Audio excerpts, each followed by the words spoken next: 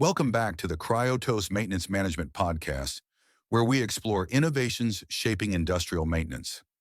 I'm Bruce, and today we're talking about how integrating enterprise asset management, or EAM, with ERP systems can streamline maintenance operations.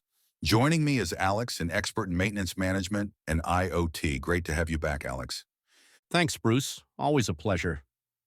This integration topic is becoming essential as industries push toward higher efficiency through connected data systems. Let's start simple. What does combining EAM and ERP truly mean, and why is it such a big deal for maintenance teams? Good question. EAM focuses on managing and maintaining assets, machines, equipment, vehicles, tracking their performance, and planning maintenance. ERP, meanwhile, handles organization-wide functions like finance, HR, procurement, and inventory. When these two are connected, data flows in real time across departments. Maintenance schedules, spare parts usage, and cost data all align automatically. The result is less manual work, fewer errors, and faster decision-making. That's powerful. Do you have an example that shows this integration in action? Sure. Picture a manufacturing plant using IoT-enabled machines linked through an EAM. When an asset sensor predicts a failure, the EAM automatically triggers a maintenance order. The ERP then handles purchasing needed parts and updates inventory and cost records instantly. One client saw a 20% drop in downtime and major inventory savings just by automating that connection. Impressive. Some listeners might think integration sounds complex or risky. What's your advice for managing the transition smoothly? It used to be tough, but today's cloud-based platforms make it easier with application programming interfaces and built-in connectors. The real challenge lies in planning and coordination. Start by defining clear goals. What problems are you solving?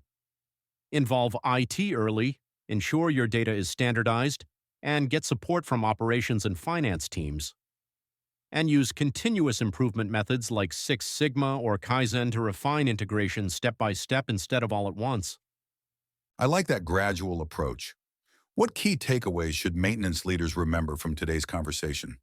First, identify data silos across your asset and business systems. Integration only works if your data is accurate and accessible. Second, choose software that supports flexible, secure integration, especially cloud and IoT-ready tools. Third, drive collaboration between departments. Maintenance, IT, and finance need to share insights, not just data. And finally, think of integration as part of your Industry 4.0 journey, continuously learning, optimizing, and adapting. Perfectly said, Alex. Connecting EAM and ERP isn't just a technical upgrade, it's a shift towards smarter, more connected maintenance. Thanks for joining us and breaking this down so clearly. Thanks, Bruce. Always great chatting about the future of maintenance. And to our listeners, if you're aiming to reduce downtime, automate workflows, and improve reliability, think about how EAM-ERP integration could transform your operations. Thanks for tuning in to the Cryotos Maintenance Management Podcast. Until next time, keep innovating and optimizing.